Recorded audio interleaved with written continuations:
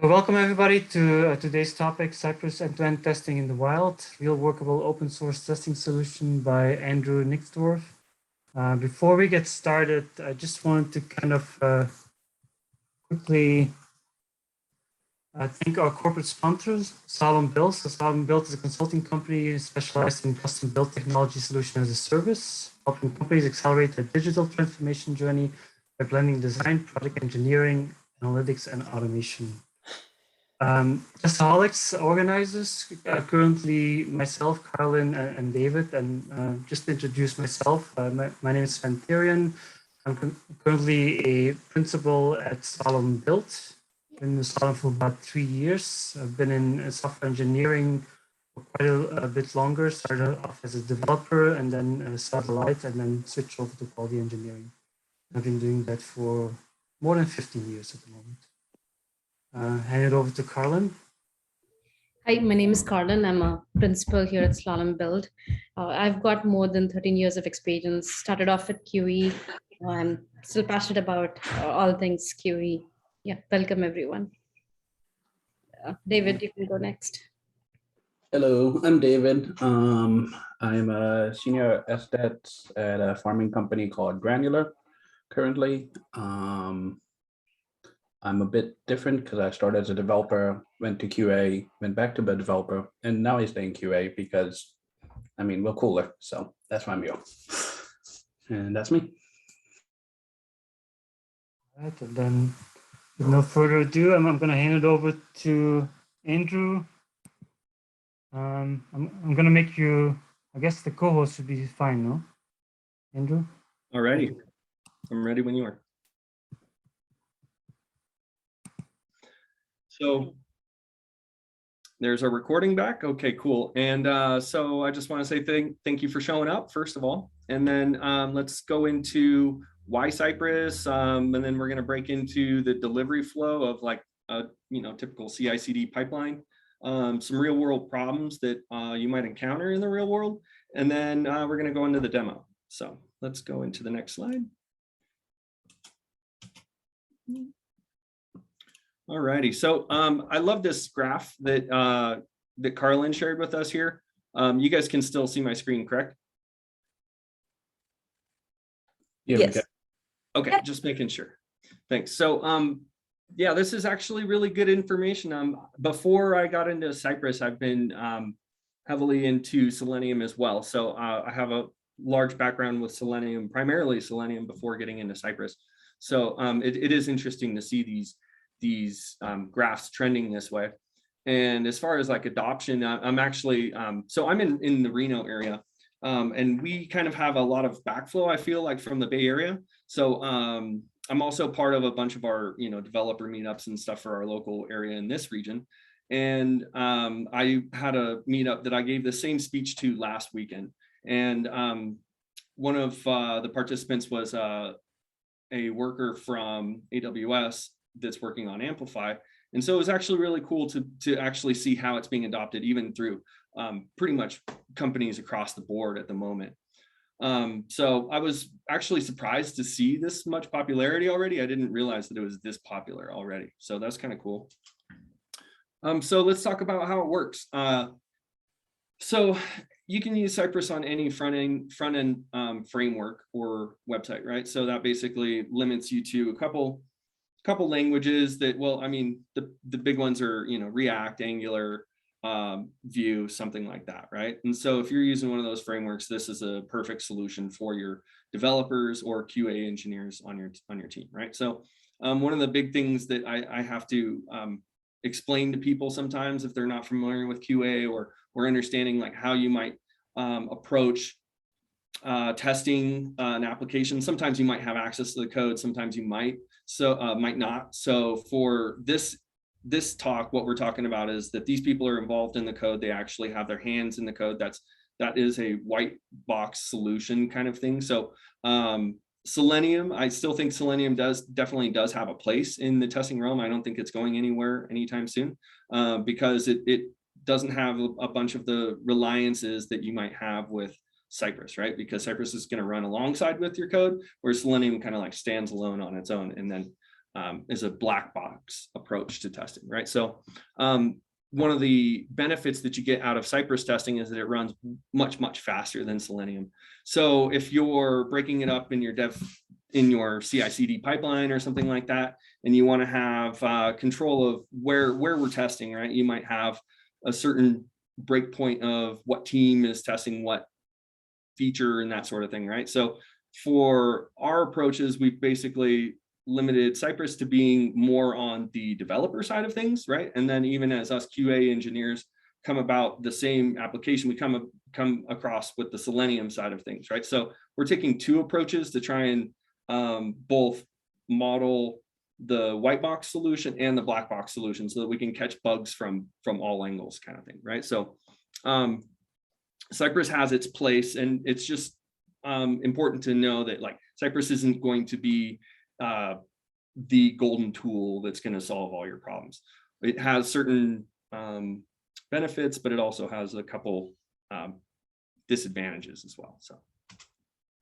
So let's go into a software delivery breakdown, basically, of like what a CI/CD pipeline is.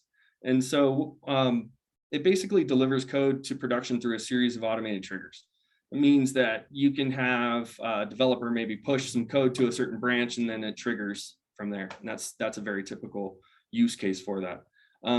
AWS Code Build and Code Pipeline are a great example of tools that allow you to create these types of triggers. And you'll hear a lot of tools across the board. They'll all repeat this type of term of build, test, deploy, build, test, deploy. So there's many ways to skin a cat, basically. There's a lot of different ways that you can go about this. Some common ways that I found in the past are, branching strategies, which would be like a developer pushing to the develop branch, and then it moves to test after it's gone through some Cypress testing, and then in test, it might go through some Selenium testing, and then after approval, it'll go to main, right? So that would be a great example of a pipeline that would have both approaches of QA analysis, right? So, and then the other part is that you basically want to have sign off before your production release. That's an important thing that I think some people don't automatically think about. So CI/CD pipeline, you can see this is just exactly what I just talked about, just in an graphic. So you commit the change, the trigger builds, it notifies as it's running, it runs some tests, it notifies of those outcomes, and then it builds to the next stage, and then it keeps going through deployment, right? So this is a simplified version, but it could be multiple different layers of this. So real world testing demands. Let's talk about like some things that you might encounter in the real world. When you're testing, sometimes you aren't necessarily just testing for what's the positive outcome in a situation, but you also want to handle error. You want to make sure that your error catching is correct, right? So a lot of times you'll want to make sure that you are throwing errors in the correct order or fashion, and making sure that those errors show up. If those errors for some reason don't show up, that would be a failure of a test, right? So we actually test for failure. And then we also test the application on both the front end and the back end, right? So that's the API and the UI, API being back end and UI being front end. So another piece that we often run into are the need to drive your data for some reason for testing consistency, right? So seeing that data has to be exactly done every time the same way, so that you're running your test with the data that you intend to get the correct output that you intend to get, right? So your assertions come out with exact numbers or exact features or whatever it might be that you're looking to assert. And then of course we want to get feedback, right? When we're running all of these types of things through the whole pipeline, we want to make sure that we're getting all this returned back to us when something isn't working, or if it's working, or if we think that it's working. We also have to have mechanisms in place that catch those parts that might be an underlying issue in your code, but you're not catching it, right? So you gotta be methodical about how you're catching errors and situations that you need to have fed back to you along this pipeline. Otherwise, it's just it doesn't really make sense. It's a very difficult process without that feedback. Another thing that you'll see a lot in the real world is I've seen it in different companies, but they'll take real production code and then mimic that for their QA environments. And one of the things that you want to make sure that you're doing in any QA environment is protecting real user data, right? So we shouldn't be using real credit card numbers. We shouldn't be using real people's names and addresses and stuff like that. All of this data should be obfuscated somehow and put into our data as we're running through these types of tests. And then the last part is fail fast, fail smart, right? And so in that is, if I have a failure, how long does it take for me to actually figure out what the cause of that failure is, right? Because that seems to be one of the biggest cost factors in this type of QA business is, you know, time is money, right? So what we're trying to do here is save as much time as possible. So let's give the information back to us as fast as possible. So if everybody's already gotten it, that's great. If you haven't already, please feel free to go grab this repo of the application that I'm going to go over. And I'm going to jump into the demo now. So I've already gotten this repo, okay, and I've already gone through some setup. Okay, so if you haven't already, start with your yarn install command. This takes a little while. And so get that going as soon as you can. And then I'm going to start here at this yarn dev command here. Now, if you're not familiar, I'm using, this is IntelliJ IDEA. And I've already set up this configuration to run this exactly how it's just a node command that basically runs your dev script. So all I got to do is just hit the play button here and you'll see it start up.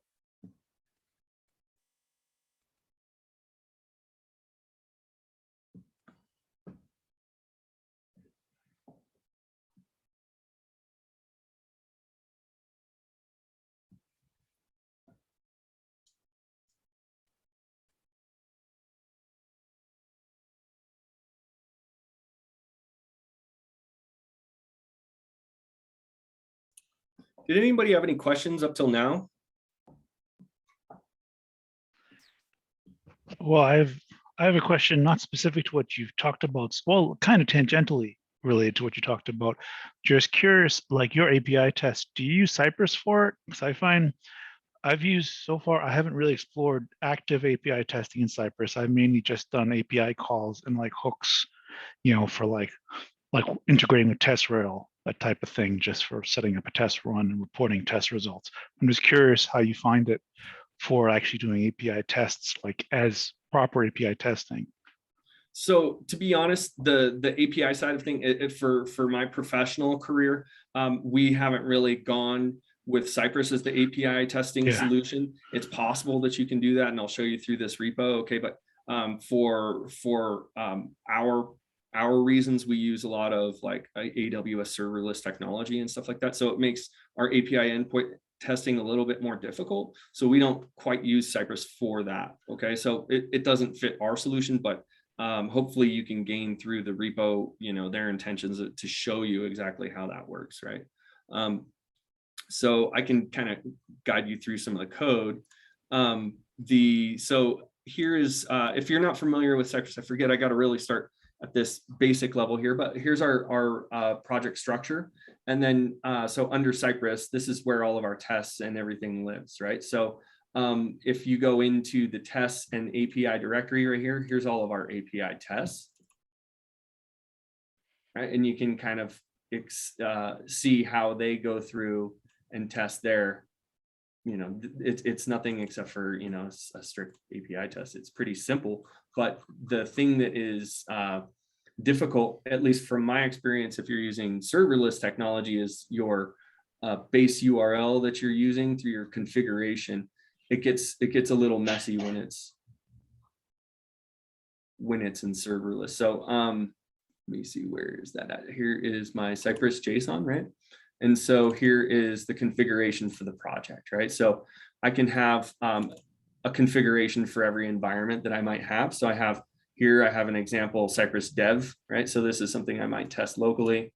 And then when I'm running my commands, I would, you know, run this configuration. It's going to go against your backend API right here, right? or excuse me, right here, sorry, mixed up.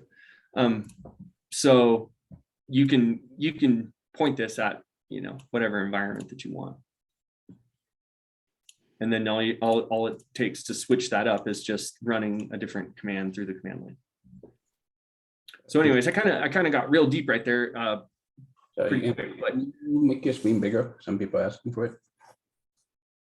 Cool. So anyways, I have my application up and running now. So I just want to kind of show you guys, this is what it looks like when it's running.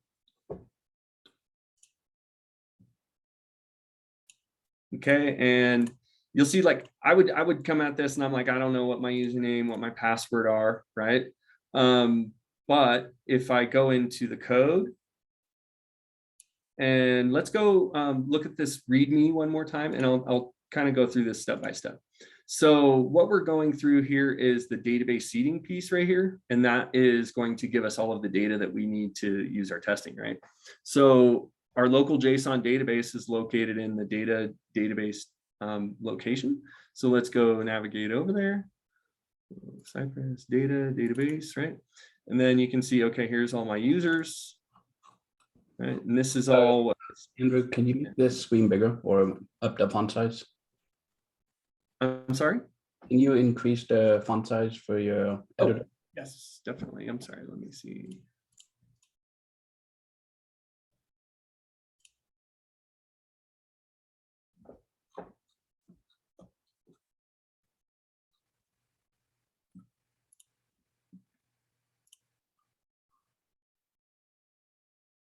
Oh boy, I got to figure out how to navigate now. So, but yeah, this is just a JSON file. And what you can see is that every single one of these users, this is, you know, I don't know if I can enter this in as it is right here. Let's try it. All right, so here's my email. No, Renee39@Yahoo. Okay, so go back into the application.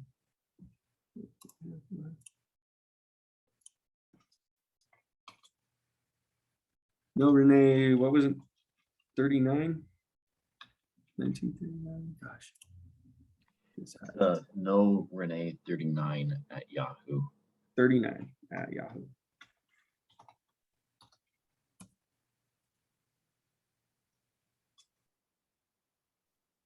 Okay, so you can see that looks like that data, that's probably encrypted. That's not plain text. So that's good. But as I run through the test, I want to use some other data that's going to actually run this. So let's see if I can, I gotta get back out of this view, sorry, just so I can get around.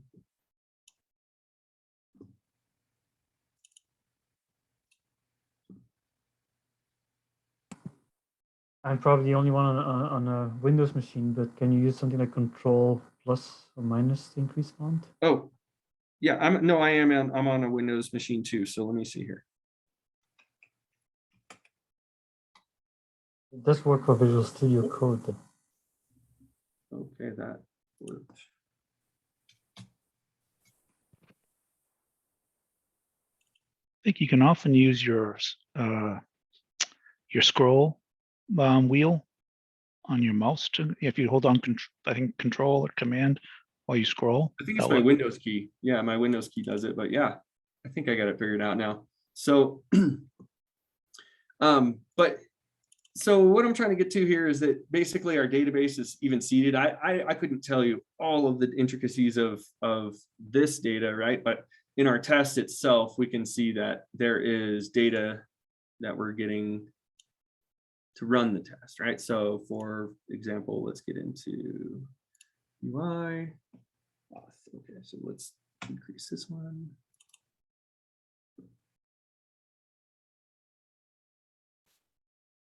Okay.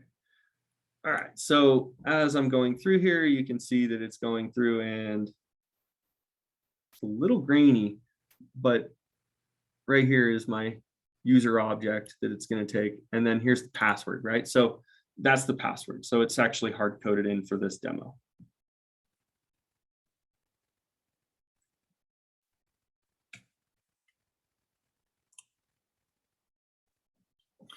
So that's just one example of like how, you know, that they show that you can see the database to do some testing. I'm going to show you guys what it's actually like when we run Cypress. So I'm going to set up a new command here to do that. And let's come over here to new npm. All right, we're going to call this Cypress open. Okay, and instead of this script, I'm going to run Cypress open. Okay, and that's pretty much all you got to do to set up a configuration. Pretty simple. So now I'll run it.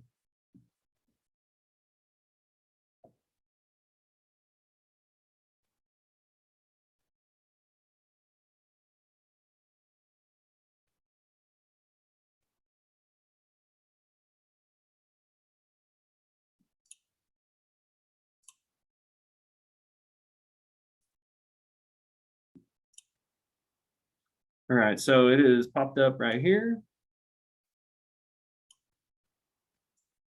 And it's loading. All right, so what we have here is one of the best features I think about Cypress is as you're working through creating tests, sometimes it's just really nice and convenient to have a tool that allows you to look at all of your tests pretty simply through, you know, one interface basically that allows you to kind of run tests individually, right? So I just clicked on this one. Now this is what popped up over here. Now this is the test that's going to run for the auth.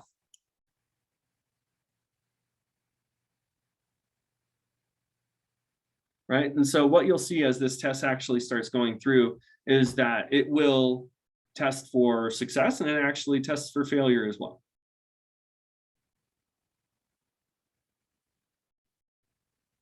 And I've ran a lot of Selenium tests and I still don't feel that any Selenium test can match this type of speed. A lot of what makes Cypress so fast is that these requests are happening all at the same time, right? So Cypress doesn't do things sequentially, it does things in async, right? JavaScript. So it's trying to go through testing as fast as possible by running things in parallel, all these different assertions that it's trying to make. So right there, that we have a full spectrum of tests that just were ran in 39 seconds, less than a minute, and now we can move on to the next test, right? So all I have to do here is, you know, close this, and then I can get into the next test. And for debugging a test, this is really helpful too, because say I'm running a test right here. Every time that I go to my actual test and I'm working on that test, right? We'll say bank transfers is this one. Let's watch it run again.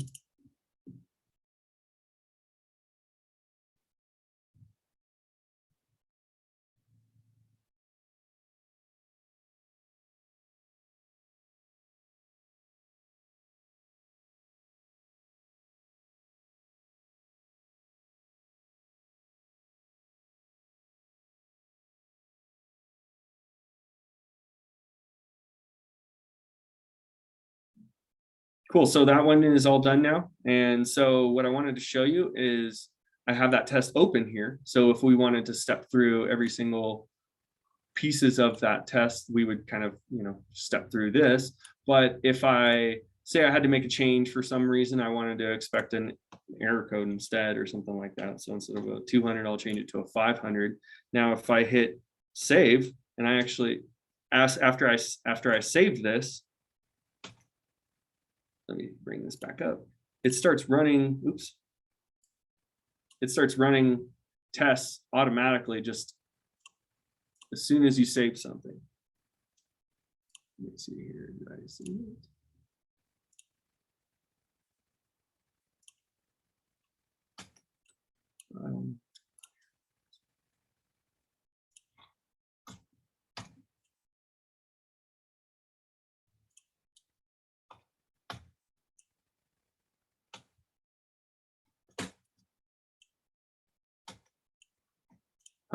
I don't know what's going on. Anyways, I'm on my personal computer right now. This is a Windows machine. All day I'm working with this on my Mac, and for some reason every time I save a file after I've made a change, it should kick this test off again. For some reason, I don't know if that's actually working on Windows here, because it doesn't seem to be. Oh, that's why I'm on the wrong test. Duh. Okay. That was a little mistake. Okay. So let's save that again.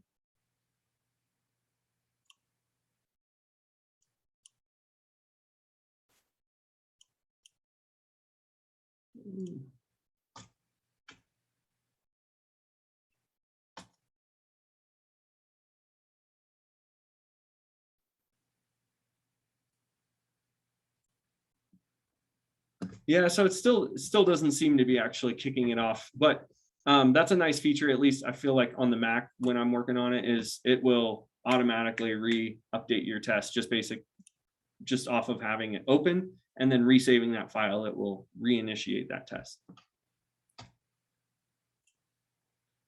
Sorry, I couldn't demo that part here. But yeah, so, okay, let's see. So you can see we have our API broken up different than our UI.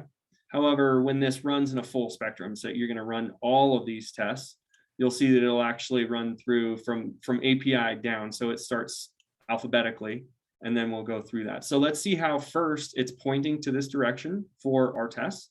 So under Cypress JSON, you'll see that it has the integration folder pointed to Cypress tests. And so it will run that entire directory when you run all of the tests, okay? And then I've also set this up to communicate with Cypress dashboard. And Cypress dashboard will show you all of those test results and take the analytics and all of the other things that give you your flakiness scores. And that's a really nice feature when you integrate it across to the dashboard, okay? So the next part that I'm gonna demo here is I'm gonna close Cypress open and create another one, and we'll just call this one Cypress run.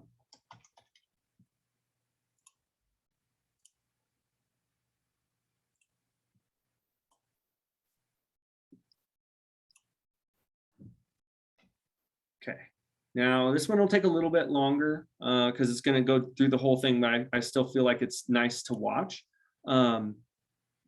So this is also going to run locally on my computer. Okay, so I'll have these tests popping up and running while it's going through the test cycle. Or not popping up, but will be running on my computer. So it gets a little hairy when sometimes we're breaking this up into the next stage. Oh, hold on one second, sorry.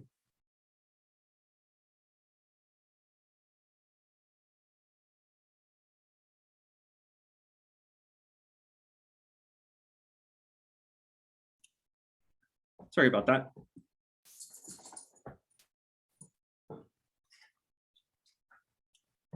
Okay, so as we're going through, we can see, okay, oh, I got a failure here. That is the change that I made.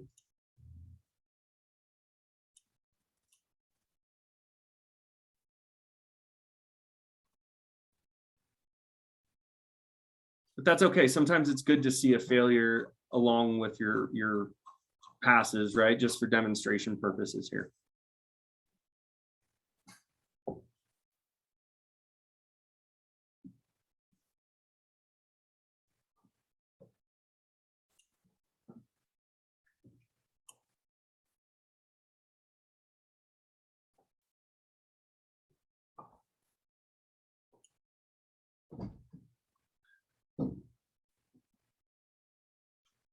Hey guys, I'm just kind of looking through some of the messages. Sorry, I didn't see some of these messages earlier, but I did see a question about, do we have open source solution for parallel processing using Cypress? Yes, there is. So solution, that is kind of an open source term, but there's basically a piece that allows you to run it, right? Which is going to be Cypress, that's all open source. And then the piece that you're going to use for the dashboard, Cypress charges you for the dashboard. but there is an open source dashboard that you can use called Sorry Cypress.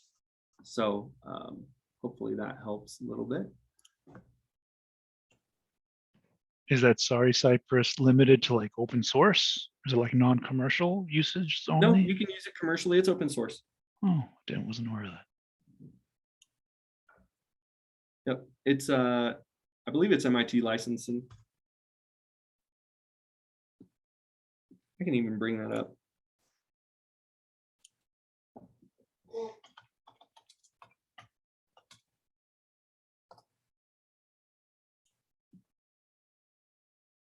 Well, this is the repo, right? And you can get into the repo itself. And then they give you a whole bunch of resources to, there's all sorts of stuff. There's CloudFormation templates that you can take. There's Kubernetes configurations that you can use. So they'll even show you the estimates of what it takes to run. Basically, you have to pay for the architecture, right? But yeah, there's a cost basically directly related to how much you're using it, right? So how many tests are you sending to your dashboard? So, and then also, you know, the parallel testing is done on the cloud as well, right? So then the parallel testing, when you're running it on the cloud, you're going to have all of those results end up on the dashboard. So there's no other way to get your results other than using a dashboard. Yeah, because dashboard does add up really quick. Yeah, and I think our cost for the dashboard, or I think it's $100 a month or something like that, and we paid for it. So yeah, it's good. I mean, it's worth it. But it does add up. Yeah.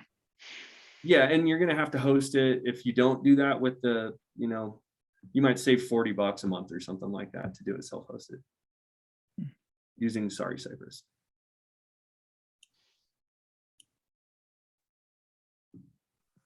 So is Cypress run basically running headless then? So yes, Cypress is, while I'm running this entire suite, it is running headless, but it will take all of the videos and it will run the videos end up exactly how you're using the Cypress open command, like when it's running locally. And it puts those videos on your local directory under, you know, Cypress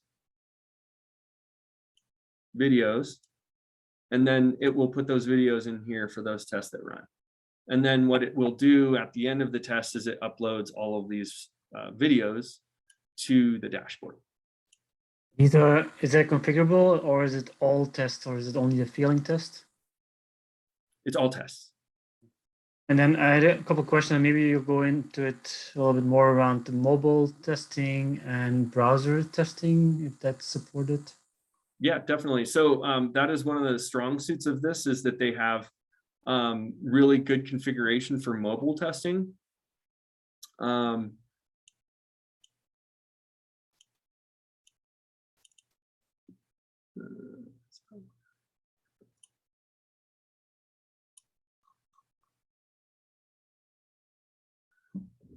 Yeah, but it's the same thing. There isn't a whole lot of difference. You're using JavaScript basically to interact with your application the same way that you would be using like a browser.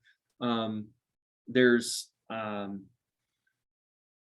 don't have a whole lot of experience with the mobile side of things, but I know that is a big side of this, of why people use this product, is for mobile testing. As far as the browser testing goes, you know, that's kind of more of our specialty of how we've used it professionally. So you can see these tests are still running. We're going through all of these. It's 16 of 21, so it's almost done. And I've already configured this to work with Cypress dashboard. So my Cypress dashboard.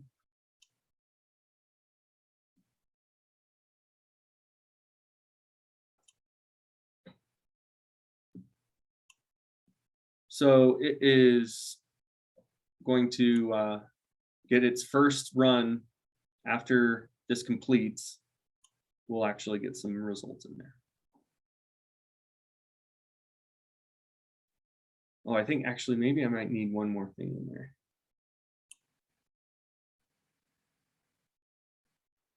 project. I forgot about this.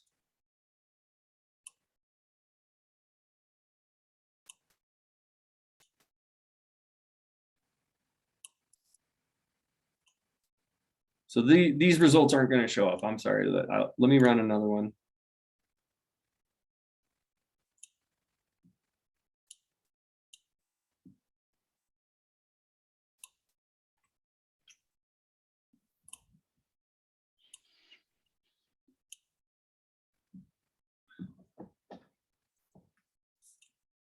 So,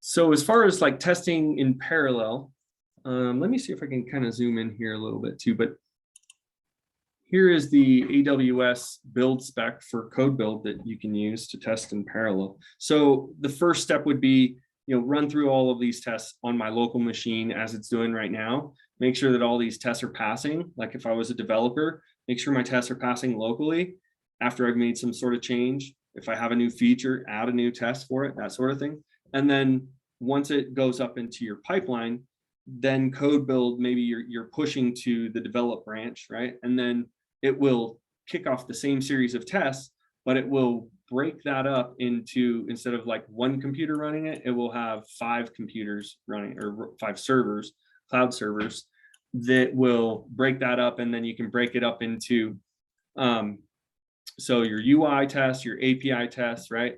And then you can tell it what browser you want. You can tell it,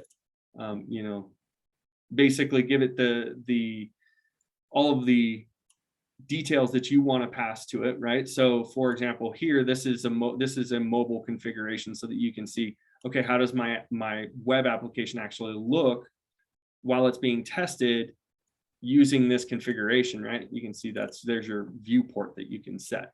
Now these are just configs that are set through the command line. As it runs through this command here, it starts breaking all of this up. This string right here gets broken up with these commands. And then from there, you get each part of that becomes an environment variable that then gets passed into your job as it runs, right? And then here's the command to run that all in parallel.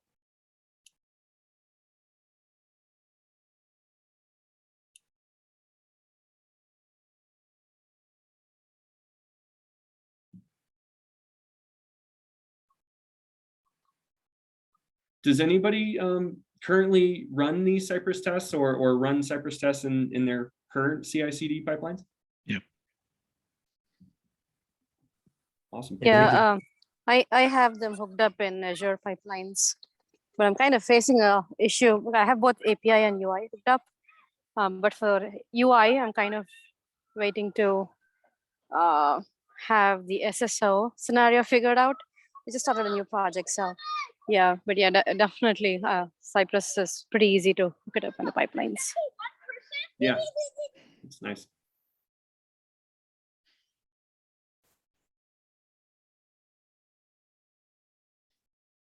So sorry I had to restart this, but yeah, you'll see that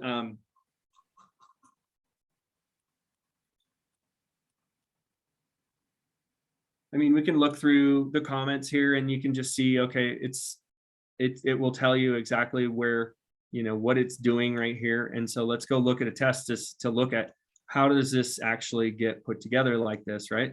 So this is the comments transaction ID API test. So let's get in there.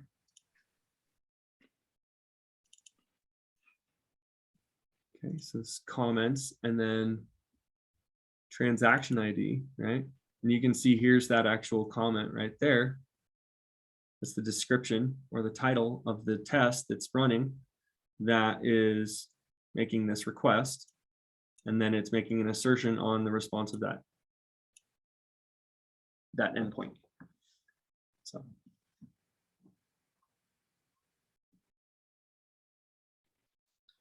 But yeah, sometimes it's nice to, see how does this all kind of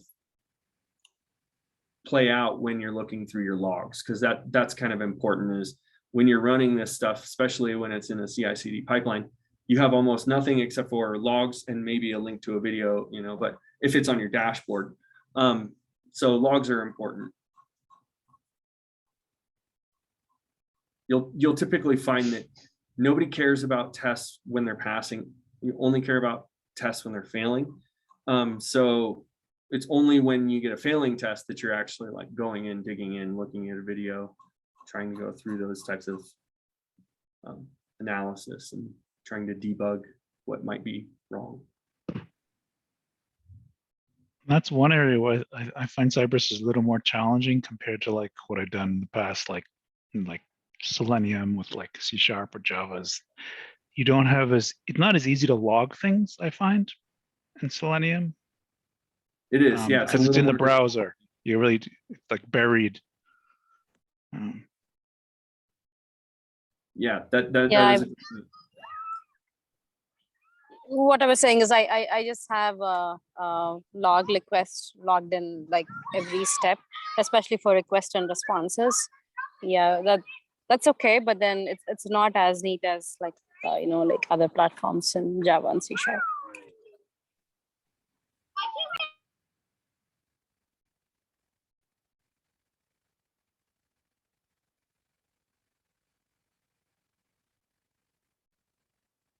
So we're almost there.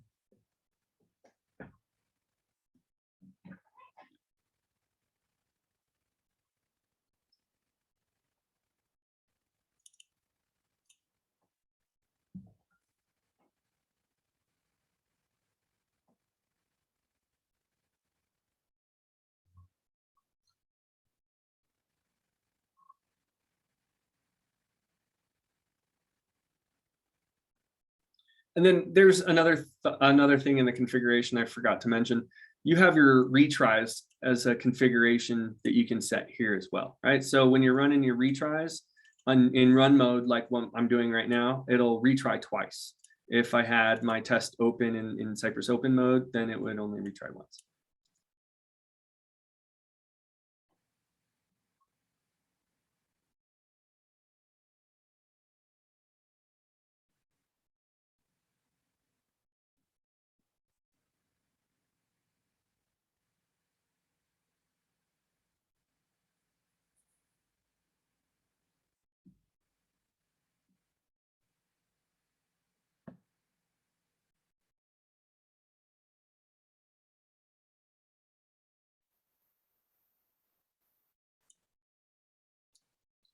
Here we go. Okay.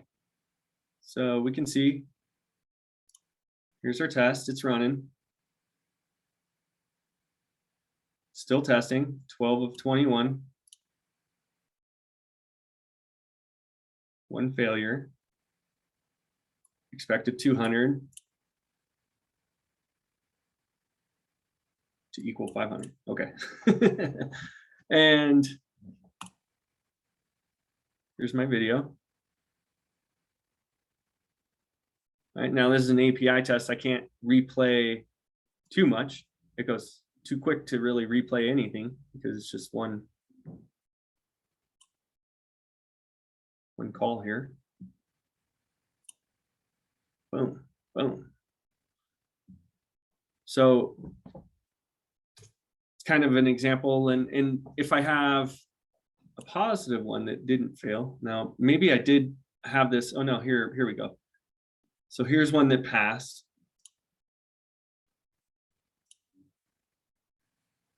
And this is an API one. I want to show you a UI one here.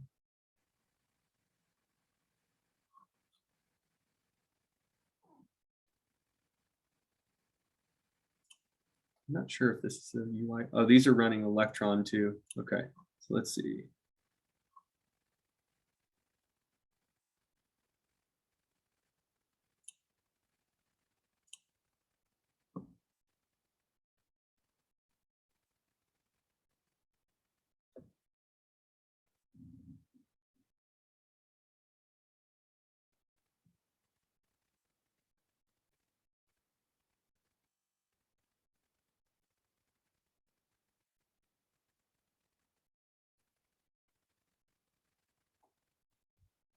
That's that. I mean, that's pretty straightforward.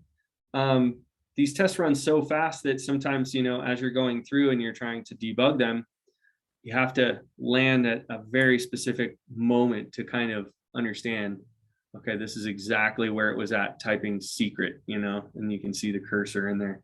So it's really nice to see the commands on the left-hand side as they're actually executing through the UI. That's something that you don't really get with many Selenium solutions.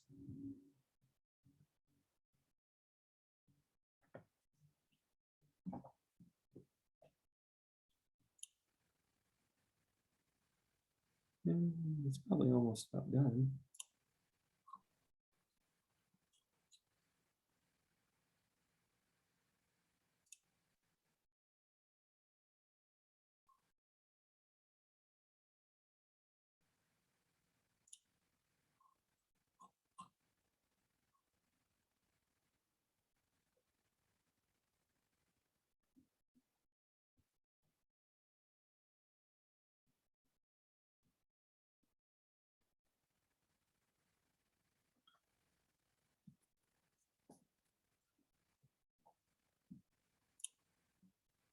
And this, I forgot about this piece too. This kind of shows a little bit more to what Sven was talking about with mobile. You can set just a certain environment to have a certain aspect to it, right? So maybe I wanted to break out these environments so that I could break it into a specific phone type, right? And that has very specific, you know, viewport dimensions. You can set up an environment to kind of mimic that phone, and then to test that phone, you just run that environment. And the same with the browser settings, you just reset those right here. So it's pretty simple. Now, personally, I don't ever like to test in a viewport area that isn't going to be true to real life. So I usually will try and make this viewport something that's more that you might actually find in the real world, because I've found certain types of problems sometimes can arise because of, you know, screen ratio.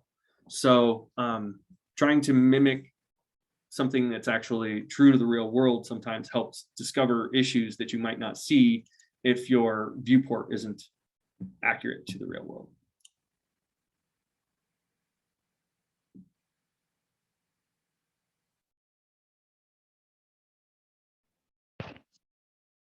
I know in my tests, instead of passing the dimensions, I passed like MacBook-16, for example.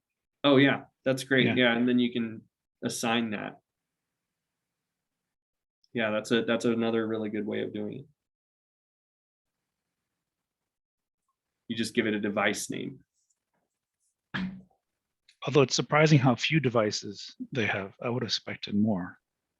Yeah, I think there's only like 5 or 6 or something, right?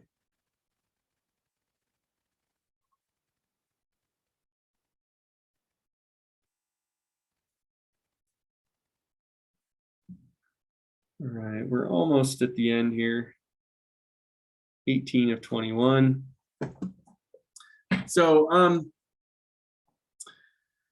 I don't know if you guys had a chance to read through the blog, but this entire talk was really inspired from this blog post by Amir here. And this was what got us all going. So some of the stuff I've already talked about right here, right? And you can see that this kind of talks to Sven's point here. If you wanted to run a mobile configuration, you can run a Cypress open mobile command, right? And then if we look at that in our package,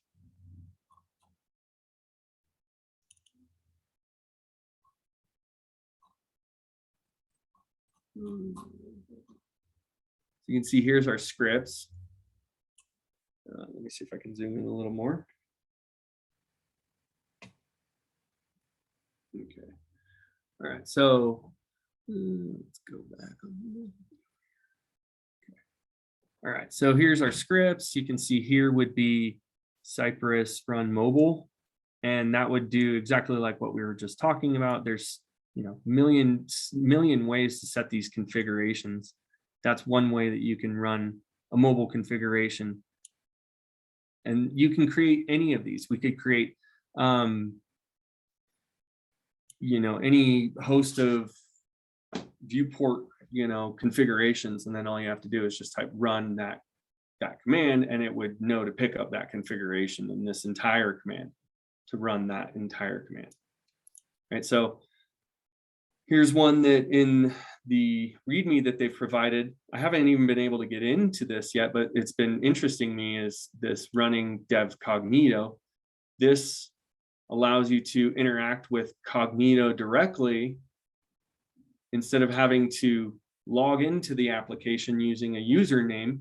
You can actually go use a command like this to go authenticate to that command, to that application, and then go anywhere within that application that that user has access to. So there's ways that you can start making your test faster, and one of those ways is to authenticate directly, you know, through the API, so that you can, or through Cognito, or through, you know, OAuth. You know, there's all these different solutions here. So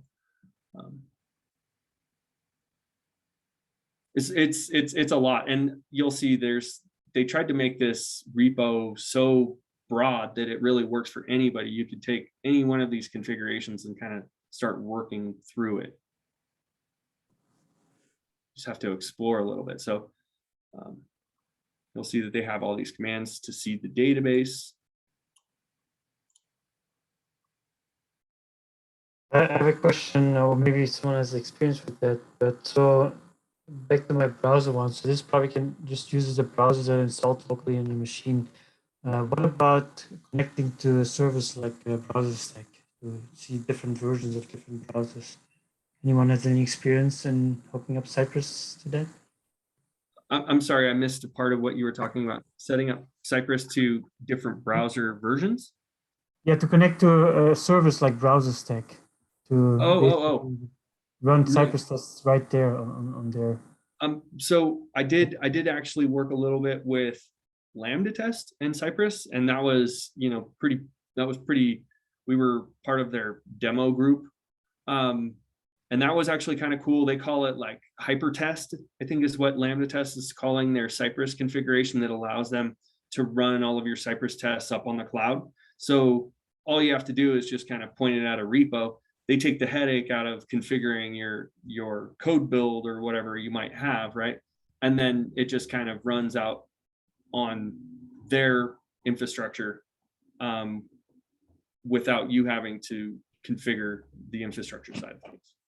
So that was kind of cool, but I still feel like Browser Stack, I haven't, maybe they might be doing this now, but back when I was using Browser Stack in the past, I didn't see that they had an option for Cypress. But it wouldn't surprise me. I think a lot of these cloud platforms are trying to adopt the ability to run Cypress. So I'm sure it'll probably be much more well adopted by a bunch of providers, cloud providers. I have another question. I'm not a UI tester, but I heard someone they were talking about Selenium versus Cypress, and they were saying that Selenium you can run tests against mobile devices, like real mobile devices, and with Cypress they said you couldn't do that yet. Is that correct? That's correct.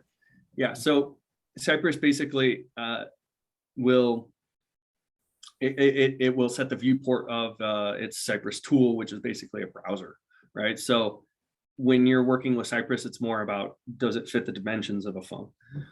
But when you're actually running Selenium tests, if you use some sort of, so Selenium connected to a grid and you connect it to a real device, using Appium, you can run your tests pretty true to native, you know, on using Appium. So Selenium has an advantage there, that's for sure.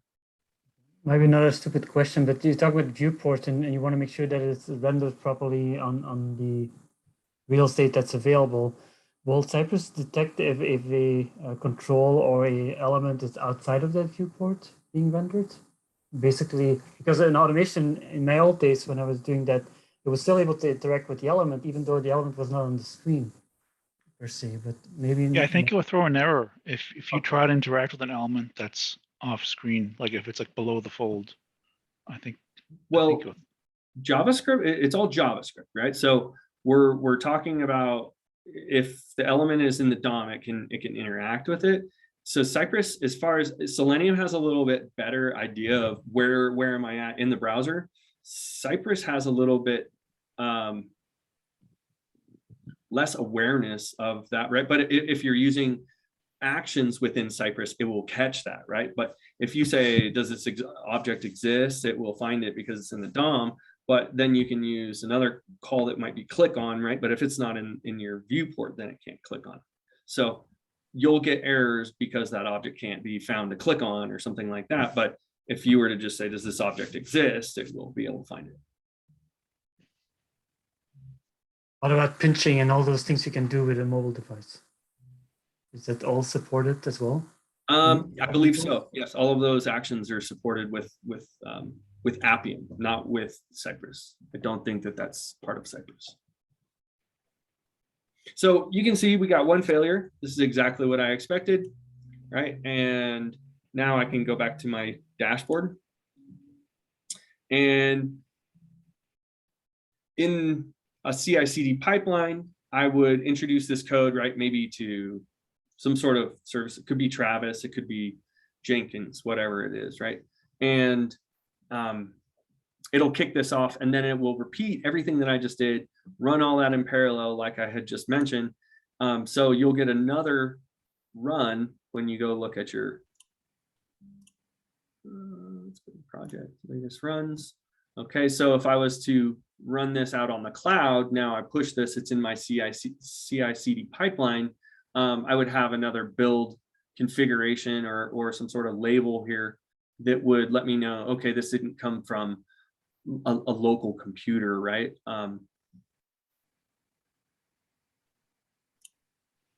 So that's kind of cool too, is that when you're looking at your dashboard, you can pretty easily see where are these results coming from. Is it a developer that these results are from, or is it the CI/CD pipeline that's actually running these tests? And then you'll see that it will show you all of your tests that were recently modified. Sometimes that's helpful too, if you're getting some sort of issue, an error. I don't have all of the history here, but you'll get charts that basically allow you to track a single test over time and say, oh, okay, well, exactly on the 15th of the month, this started failing. And then you can go back, you can see who modified it, right? You can actually look at it and you can identify, oh, maybe it was a bug that was introduced by this person, and then send it to them and say, hey, something happened, you know? So that kind of helps you pinpoint the problems, which is really nice. And then the other thing that I wish that I had the ability to show you here are the flaky tests. Now, flaky tests are something that are so common and so hard to fix. I mean, I think I remember, Carlin, weren't you posted a while back about experiencing some flakiness and stuff, right? In your Cypress test? Yeah, I did.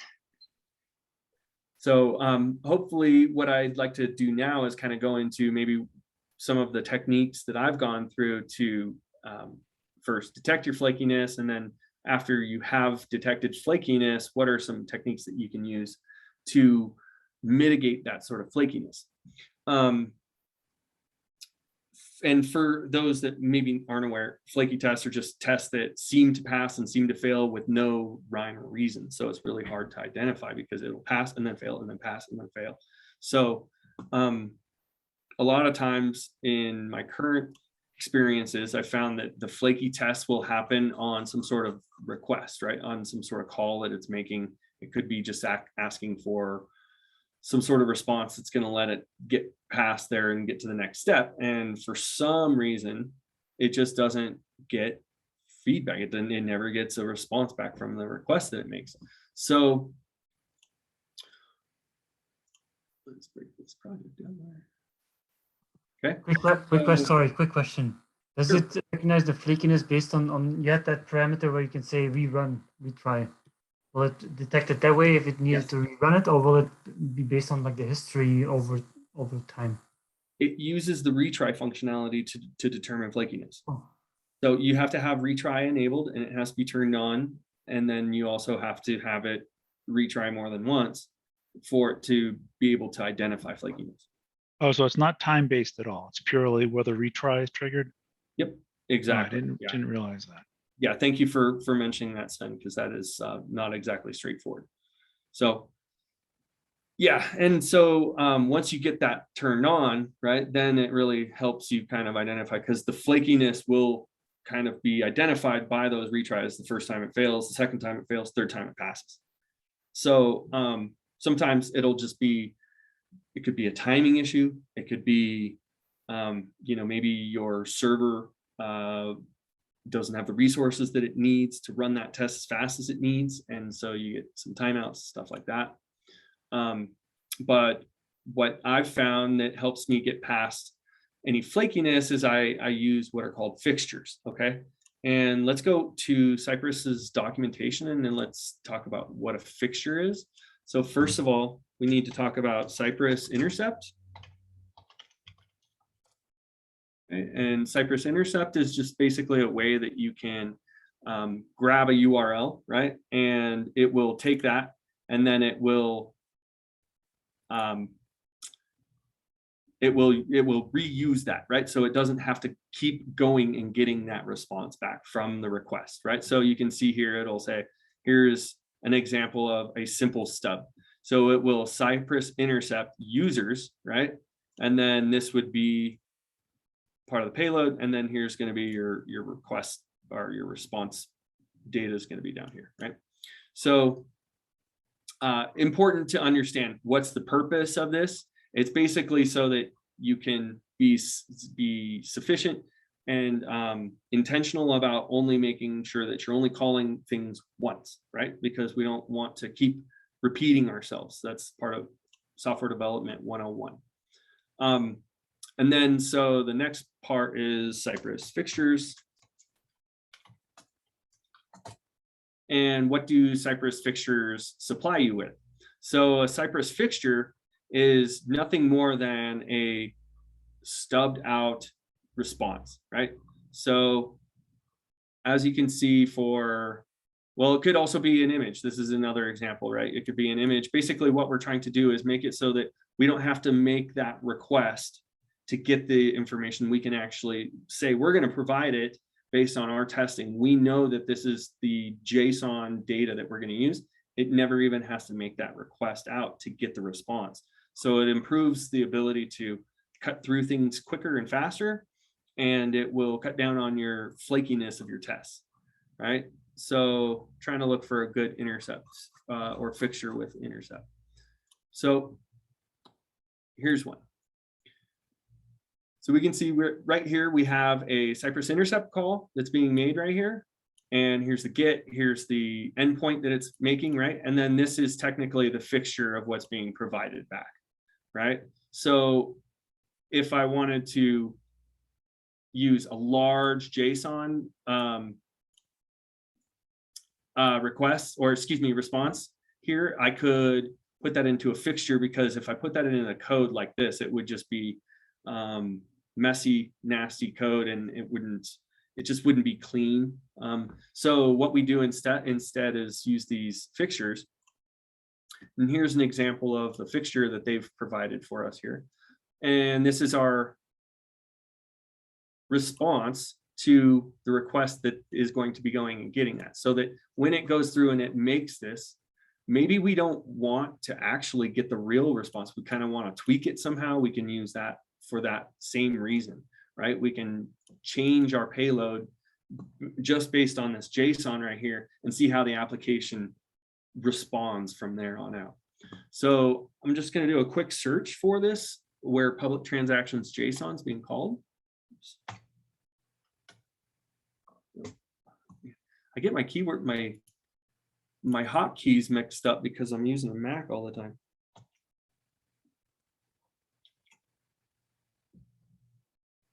All right, and you can see that right here is where that fixture is actually being called.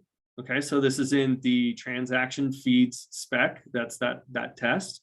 and it will render and propagate, renders and pages through all transaction feeds, right? And this is the intercept command being made for mocked public transactions, right? So then as this gets called mocked public transactions right here, you'll see that this wait command right here, it will use that data basically. So that's how that works, right? So as I'm intercepting something, I then can use what was intercepted in a wait command and then use that for whatever I'm doing, right? And the same here with boom, boom, boom, boom. Where was that fixture at?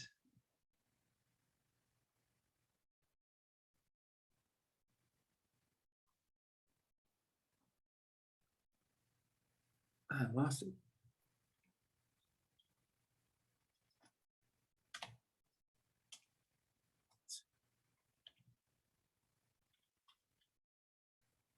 There it was. Okay. Oh yeah. So here is the body. So here's the header, right? So you can see that's the header, and then this fixture right here is the body that's being used for this intercept call right here, right? So now as I use mock public transactions, that is exactly what it is. That basically is that. That's what's being used in the test. Sorry if that's too small. I apologize. Try and zoom in here. I did a different usage for fixture. So basically I'm using that as a body request to send it for my post request. Oh But I yeah. was kind of wondering, is there a way that we can programmatically generate the body Yes. and use the fixture?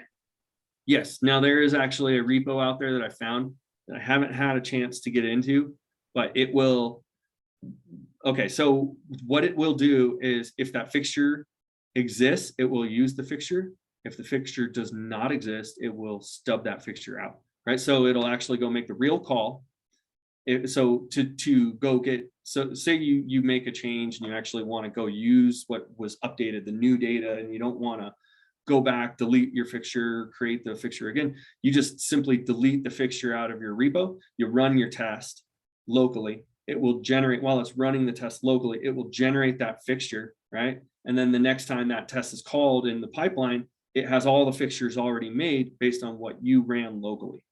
So that was that's wonderful. Yeah, that's a cool repo, but I haven't had a chance to get. Yeah, if you have the name for it, yeah, if you could share it with me later. Yeah, I would. I'll find it and share that with everybody. Yeah, thank definitely. you. Mm-hmm.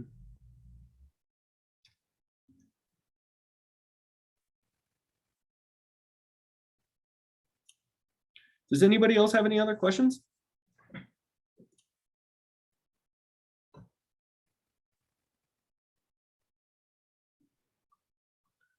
Well, I am pretty much at the end of my demonstration. I hope that you guys all found it useful and helpful, and maybe you can use some of the information that I've talked about here today in your own projects, and love to see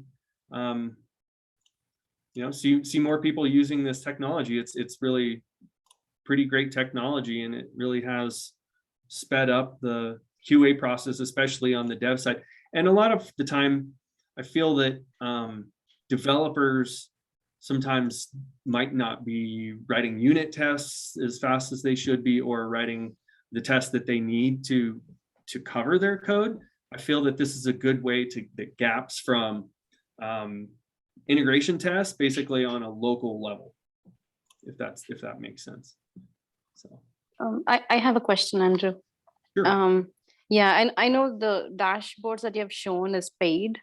So I was wondering, This is if free. That's oh, free. is it? Yep, you get up to 3 users with the Cypress dashboard for free. Oh, wonderful.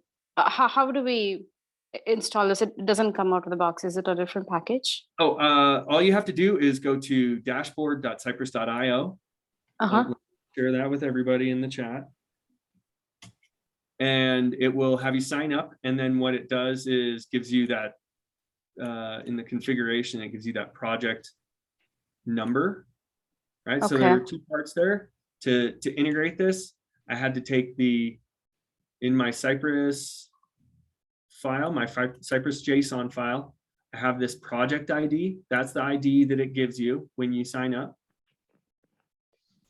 And then the other part is when you run it, you have to add the key to your run command. Okay, so for example, that was, edit configurations. So you have to add these arguments to be able to send it to the dashboard. And then sure, yes, thank you. The same thing, if I was to take these same commands, and now I'm going to integrate this into my pipeline as well, this is how I would do that. I would take my command like this, right? And then get into my code build spec, right?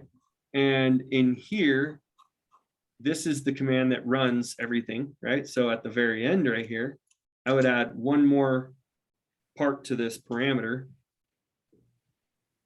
It is the record and key. However, I don't want to leave that in plain text, right? So I would take this value and I would put this into an environment variable that's going to call this, right, Cypress dash key. And then I would use secrets manager. I think it's something like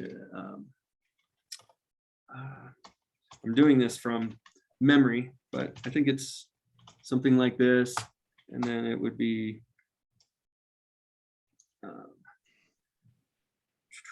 what did I just call that? Cypress dash key equal to, and then you would go look up your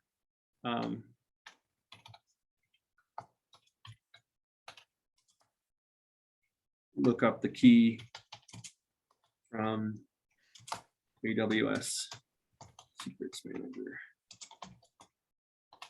It'd be something like that, right? And then, or no, it's this. This is it, END, something like that, right? So, that is how you would then take this environment variable, and then and then it's actually stored in a encrypted server side, space with AWS, where they make sure that this type of information doesn't get revealed in logs and that sort of stuff. So now I can use this environment variable by just putting a $sign in front of it right there. And then I would probably thank you. Yeah, this is pretty informative. I'll definitely give this a try on my project. Yeah, awesome.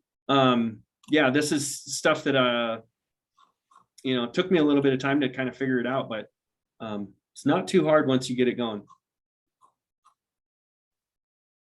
One thing is also pretty cool, I think, is the fact that you can do UI and API. So I can see the scenario, for instance, if you want to log in into your application with multiple users, like an admin and a regular user, those are different permissions, and to see different pages, you could do one test to test the login flow, making sure that it's working as designed and has the error messages if you don't use the right credentials and stuff like that. And then the next test can just bypass that by just using the API to basically get authenticated. Exactly. Mm-hmm. And that there's a lot of different ways to go about that, but yes, there's that is definitely one of the beauties of this, is that you can expedite that process to get to the end quicker. Then something to mention, because we do use Cypress, but I'm not familiar with it. We use Cypress X for accessibility testing, 5-way testing. It's pretty easy. You just basically, I believe, put it in your build file, or what are you using here? In this case, package JSON, identify the dependencies, and then I think it's a single command and a rule set that you provide, and it will basically make sure that your pages are accessible to people that have some disability. Cool. I know that I've used Percy, and that's what this demo app is actually done on as well, is Percy. And in like, let's go to the README. You can see that they have that visual testing Percy. All that's fed right into your result set right there. And we've also used Lighthouse with Cypress as well. That's been extremely useful to get our performance metrics so that we can performance test on the Cypress test. I don't see any of that in this project, but there's a couple repos that I'm gonna find here and I will share with the group afterwards that will hopefully, let you guys dig around if you're interested. But yes, there are lots of external plugins and stuff that other people have written for Cypress that really makes testing very nice and easy. Yeah, like on my project, which is View 3, in View 3, we have a package we add to the project where it you tweak the code basically on the when the page gets loaded. So depending on whether you're in development mode or you're in prod, it will add a little an inspector to the code, to the HTML that gets rendered, and it gives you a report. It's view, I think it's, what is it? Something X, AXE, it's like view X or something like that. But so that as opposed to doing it at build time, running a test on your code, it actually inspects the page when it's running, and it gives you a little icon. You can click and it expands. There's a lot of stuff. Oh, very cool. Yeah. Yeah, I haven't used that. That sounds. Of course, everyone ignores it, but there's always like a little icon in the lower right-hand corner that gives a number of failures, and the developers just studiously don't see it. And I have to bug them, say, hey, there's 2 critical failures, 3 major, anyway, but yeah, but it's there at least. Yeah. Mm-hmm. The other thing I wanted to talk about, and this is, I think this kind of is a broad topic in general in QA, are the use of delays, right?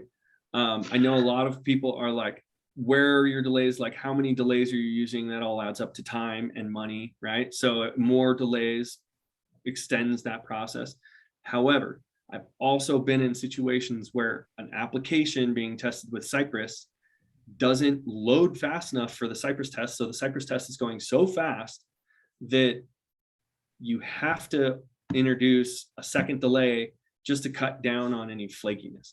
So it doesn't happen all the time, but I have added 1-second delays to mitigate flakiness. So that is something that, and I've gotten, flack over it from other developers on the team going, well, aren't you cheating? I'm like, well, is the test passing? Yeah, no, I've actually find that quite stressful, because I feel like one of the things I heard leaving Selenium land was that like synchronization will be transparent. It'll be super easy in Cypress. And I feel like, what am I'm doing it wrong if I'm having to do these delays in synchronization. I thought it would come out of the box. And, yeah, you really don't want to do it as much as possible. You want to avoid delays. Yeah. But there are situations that you do have to put them. That's why the call exists, so. Yeah.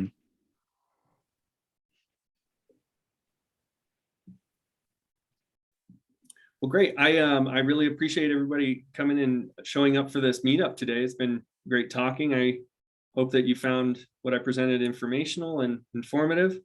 Where am I? I think I closed my slide deck. But yes, are there any other questions?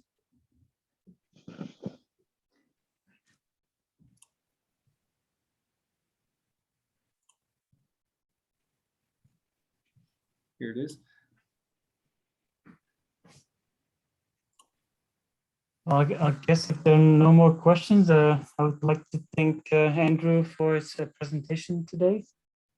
Thanks a lot. Hopefully it was useful, as you were asking. The only thing I wanted to mention is that we do, besides a meetup group, we have a LinkedIn page that we maintain where we post, and it's mainly Carlin, which is frequently posting some articles that she's found or some blog that she has written about testing. So please join our LinkedIn group.